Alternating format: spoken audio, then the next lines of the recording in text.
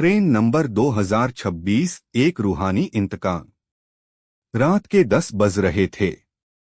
दिल्ली की ओर दौड़ती उस कालकोठरी जैसी ट्रेन के डिब्बे में एक अजीब सी खामोशी पसरी थी।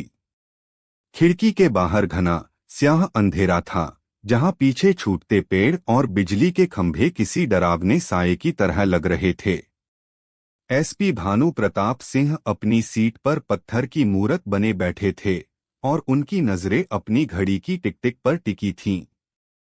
हर टिक के साथ उनके सीने का वह ख़ुमहरा हो रहा था जो 1 साल पहले उनकी पत्नी मीनाक्षी की मौत ने दिया था। उन्होंने खुद मीनाक्षी की चिता को आग दी थी, उसकी राख को गंगा की लहरों में बहते देखा था। पर आज इस सुनसान डिब्बे में उन्हें कुछ बहुत अजीब महसूस हो रहा था। अचानक उस सन्नाटे को चीरती हुई एक आवाज आई। एक ऐसी आवाज जिसने भानु प्रताप के शरीर के खून को बर्फ जैसा ठंडा कर दिया। चने ले लो, ताजा गर्म चने। भानु प्रताप का दिल सीने को फाड़कर बाहर आने को बेताब था। यह आवाज, यह अंदाज, यह तो मीनाक्षी थी। क्या मौत के पार से भी कोई वापस आ सकता है? उन्होंने कांपती हुई गर्दन घुमाई। गलियारे की मध्यम पीली रोशनी में एक औरत खड़ी थी। वही चेहरा, वही बड़ी बड़ी आंखें और वही रूह को कपा देने वाली मुस्कान। मीनाक्षी। भानु के होंठ थरथराए, पर वह औरत उन्हें ऐसे देख रही थी जैसे वह कोई अजनबी हो। ट्रेन एक झटके के साथ शिवपुर जंक्शन पर रुकी और वह औरत साये की तरह भीड़ में उझल हो गई।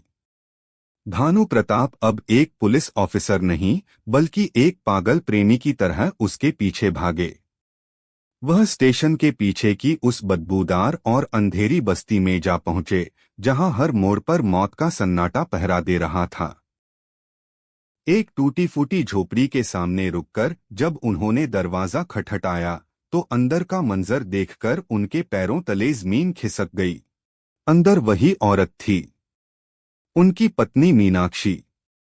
लेकिन उसकी गोद में एक 3 साल का बच्चा था, जिसकी शक्ल हुबहू भानु प्रताप से मिलती थी।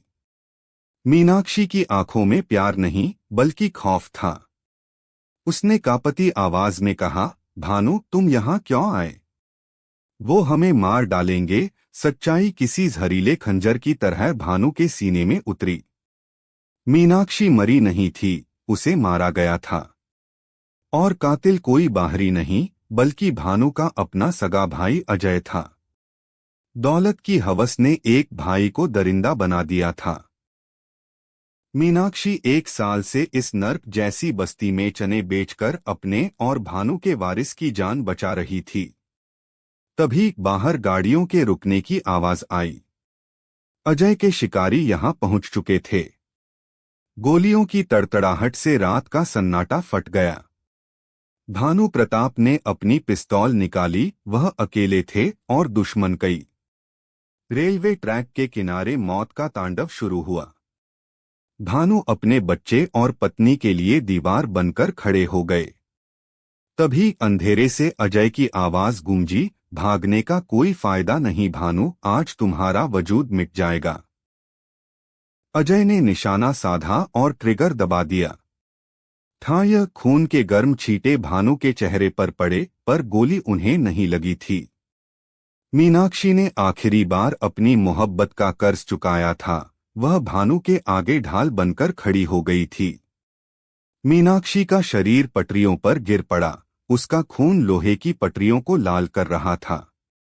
भानु ने उसे बाहों में भरा, उसकी आंखें धीरे धीरे मुद रही थीं। उसने आखिरी बार अपने बच्चे की ओर इशारा किया और फिर वह हमेशा के लिए खामोश हो गई। अजय पागल की तरह हंस रहा था, पर तभी पुलिस के सायरन ने उसे चारों ओर से घेर लिया। इंसाफ तो हुआ, अजय अपने अंजाम तक पहुंचा, पर भानु प्रताप ने अपनी दुनिया दूसरी बार उजड़ते देखी।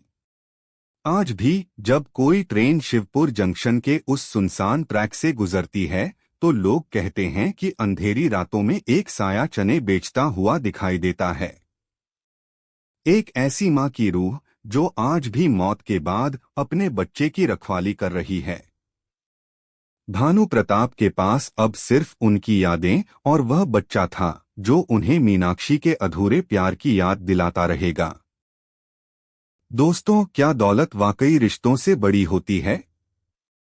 और क्या एक माँ का प्यार मौत को भी मात दे सकता है? अपनी राय हमें कमेंट में जरूर बताएं।